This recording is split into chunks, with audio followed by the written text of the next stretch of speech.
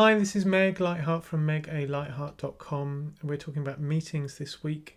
When I first started coming into Teams and looking at meetings, I had all these really high-minded ideas about how to run meetings better. And when it's my meeting and it's more like a workshop or like a meeting that's out of the norm, I can do a whole bunch of things. But when I started sitting in on ordinary, straightforward, regular team meetings, wow, those things can be improved really, really easily.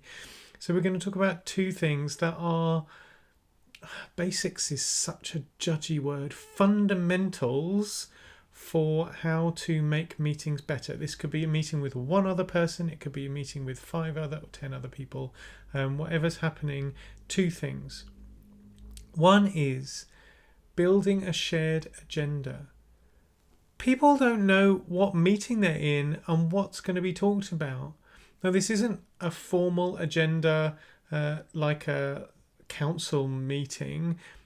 This is really the list of topics that you want to discuss and maybe where you think you're going to get to during the meeting.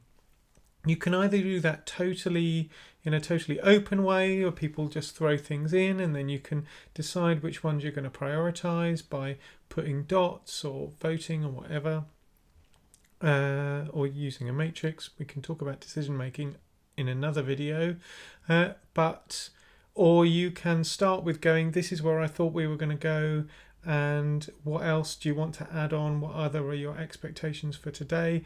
Maybe that's a reason to do a go around or a check-in, see yesterday's video.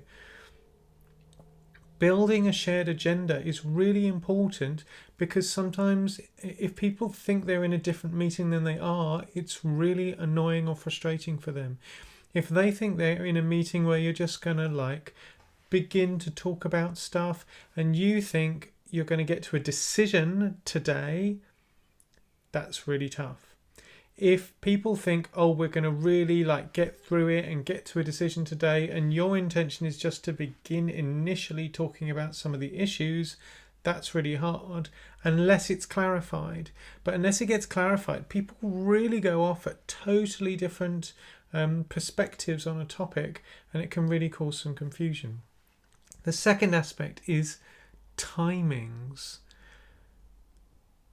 You go, we got a 60-minute meeting. Let's just check. Is it a 60-minute meeting? Some people have got different things in that. Oh, sorry, I need to run away in 45 minutes. Okay, let's say everyone is there for 60 minutes. We've got 5 topics. We're doing a bit of a check-in at the beginning, a bit of a check-in at the end. That's 50 minutes left. We've got 10 minutes per topic. That really focuses the mind, because you go, oh wow, we've only got 10 minutes to talk about it. And tracking the time during the meeting is one of the things that I notice almost never happens. And you get to halfway through the meeting and you're still on the first point, and what are you going to do with the rest of those points? That's part of the reason why meetings drag on and everyone's meeting is late, and then they're late for the next one, and it causes this, in organizations, causes this huge knock-on effect of meetings overrunning. And so having someone to go, we're halfway through our time, we've got 2 minutes left of that 10 minutes, and now we're at the end of that 10 minutes, can change the quality of the meeting. Also, probably at the beginning, if you go, okay, we've got 10 minutes for each of those 5 topics, you are going to have to get really realistic about where are we going to get to in the end of 10 minutes, and do you need to downgrade your expectations, or do you need to take things out and go, we're only going to talk about these 2, and you can use the group to decide which topics you're going to focus on and maybe not. Also, you might need to discuss to go, when we get to the end of our time, what are we going to do? Are we going to defer it to another meeting? Are we going to give it to a smaller group to think about? Are we going to skip a topic and keep going? The thinking about what you're talking about and how long. This is before we even talk about how you're talking about it, because open discussion, which is the standard medium for meetings, is almost the worst, is one of the worst ways of meeting, and there are loads of other possibilities. But even if it is open discussion, sorting out what you're talking about and for how long, and checking that everyone's in the right meeting and they agree with that agenda, this is fundamental, and also something I see almost never happening. And when it does happen, the meeting is so smooth. And the only way you're going to get through so many things in a quick succession is if you're literally just checking in to go, hey, it's an update. How are you doing? How are you doing? How are you doing? How are you doing? Cool. And then we're moving on.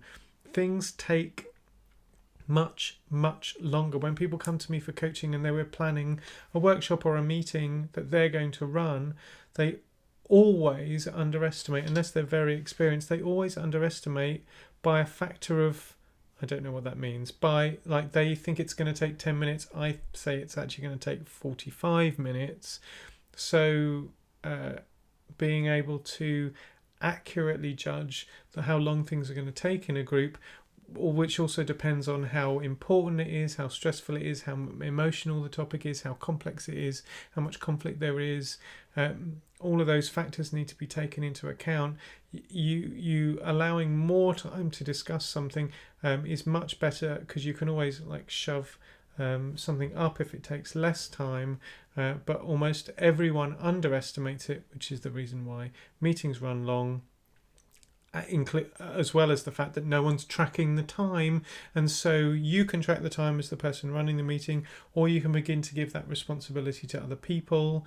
If you want to begin creating a culture of good meetings in the teams that you're working with, then having a culture of building a shared agenda but giving that responsibility to someone else begins to be a way of you stepping back and having other people take responsibilities.